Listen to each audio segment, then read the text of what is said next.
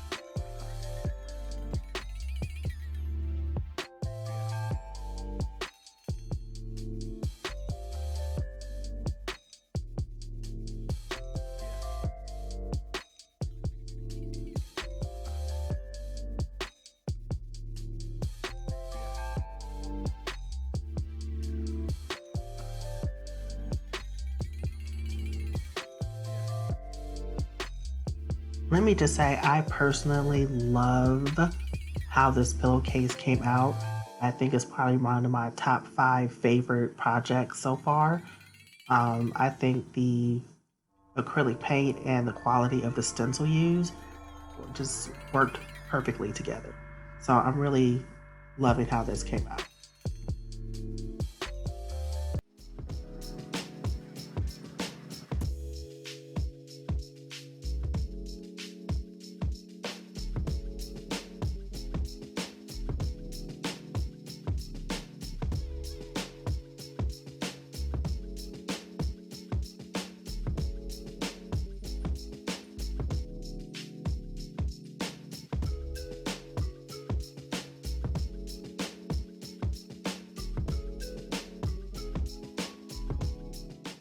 For this project, I'm doing a decorative plate featuring the late, great Lena Horne. I'll tell more about her life in a minute. But for this project, I'm using a clear plate that I got from the Dollar Tree, as well as high gloss white paint by Rust-Oleum. A picture I found of Miss Lena Horne on the internet, and my triple glaze spray paint, which I believe is also by Rust-Oleum. So for the first step, I'm taking the picture that I printed and I'm spray painting it with the triple glaze spray paint.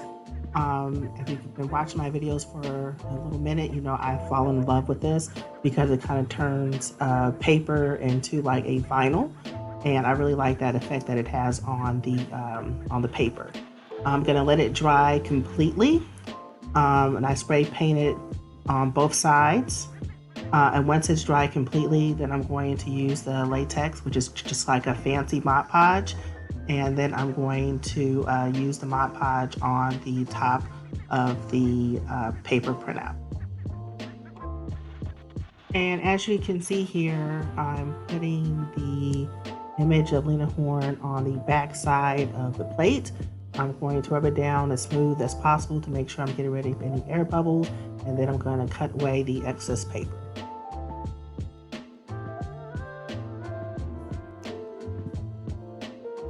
So, as many of you may already know, Miss Lena Horne was an American actress, singer, and civil rights activist. Her career spanned over 70 years. She appeared in films, television, and theater. And at the great age of 16, she actually joined the famous Harlem Cotton Club before moving to Hollywood. And some of her most famous movies are Stormy Weather, The Wiz, and Cabin in the Sky. And so because she was an actress during the 1940s, she is part of that gilded age of Hollywood, and most of her movies are classics. So the next step is me taking the white gloss spray paint and spray painting the back of the plate, and I'm letting make sure that it dries completely.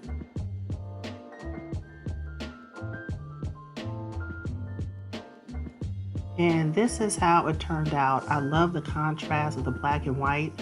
To me, it just looks so clean and elegant. And so now I'm just going to be using some acrylic gems that I have in my stash to decorate the rim of the plate.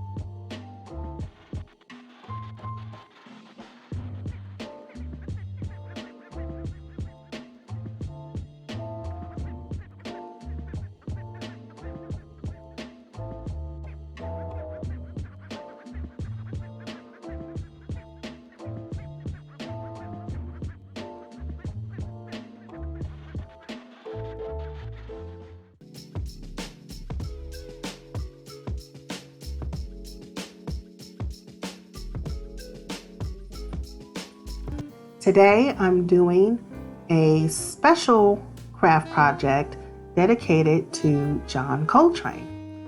Many of you may or may not know that John Coltrane, the great jazz musician, is also a canonized saint. So I thought making this Catholic-inspired candle in honor of him would be perfect for All Souls Day, as well as a great reflection of history, heritage, culture, and of course, jazz music. For this project, I'm using a Catholic-inspired candle that I got from the Dollar Tree, as well as a couple of images of John Coltrane that I got off the internet, a glue stick, as well as some gems that I got from Michael's. Please see the description box below for more details.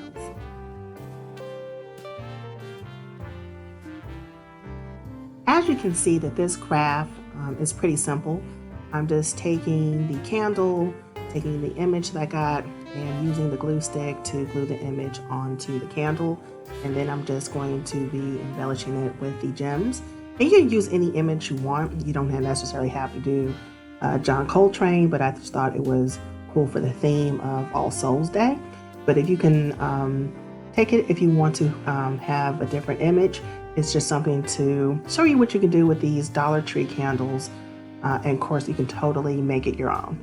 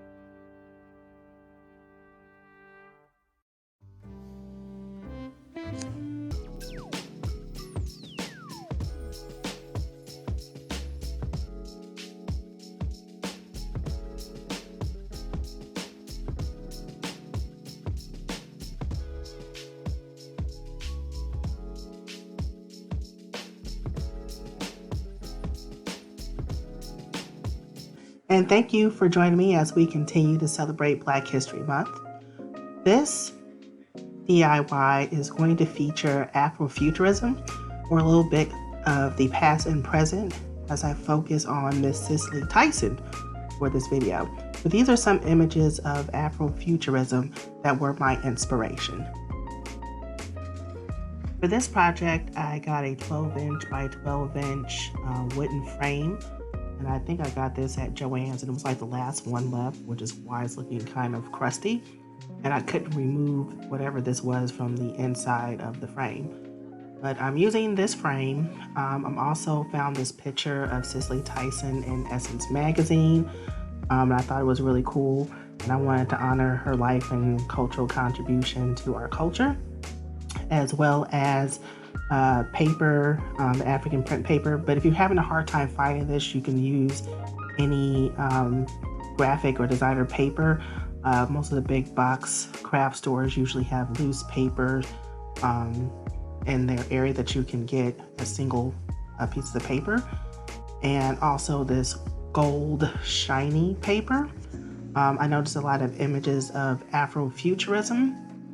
There's usually like a golden halo or some type of halo in back, so I wanted to use that for this, as well as a lot of like metallics and gold. So as you can see, my first step was spray painting the wooden frame a matte black, and I've cut out the image of Cicely Tyson. And now I'm just taking a bowl that I had in my she shed and using that as a template to create a circle that I'm going to use as the halo for the back of the in the back of the Cicely Tyson image. Afrofuturism is a cultural aesthetic and philosophy of science fiction and history that explores developing the intersections of the African diaspora, and it really focuses well on the future and technology. And this project, I think, my attempt to focus on the Afrofuturism aesthetic. If you're a person who really loves collages, this would probably be an ideal project for you.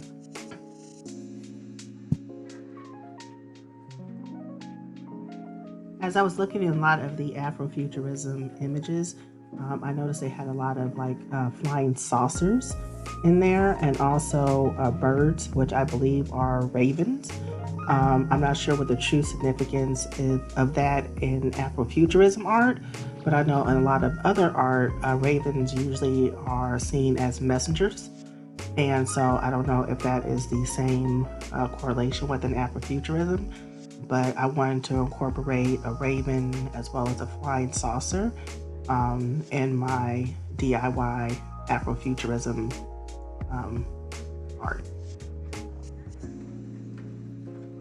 Overall, I think the making of this art piece was very simple, but one thing I will say that I kind of had a little hiccup with when creating this, I should have used a glue stick when gluing the image of Cicely Tyson to the golden circle, or at least taking the time to use maybe like a brush and brushing down the glue, because using the glue as is kind of created bumps in the back of the image.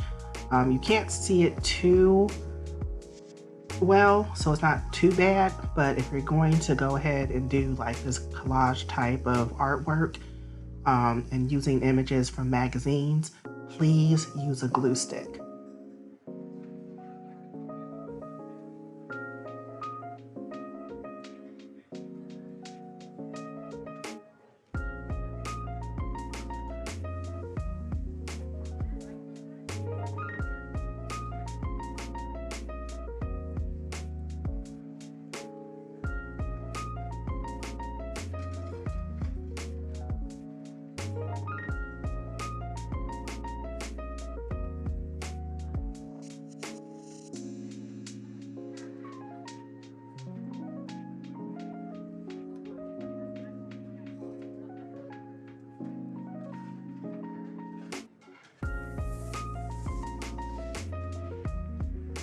Miss Cicely Louise Tyson was an American actress whose career expanded more than 7 decades. She became well known for portraying strong African American women characters in leading roles. She was born in Harlem, New York in December 1924, and she just recently passed away last year on January 28th, 2001. She just released a book that I do recommend called Just As I Am. And some of the movies that she has been known for are Sounder, um, the autobiography of Miss Jane Pittman, and she also played recently before her passing How to Get Away with Murder. She was in there as well. So I wanted to honor one of our leaders in our community as well as her activism, and she was also nominated and won several awards, including NAACP Image Awards for her work. She has a wide range of Black excellence in her work. Her and, of course, recently Mr. Sidney Poitier, who also passed away as well. But I just want to take the time to honor some of our elders who contributed greatly to strong portrayals of Black excellence in film.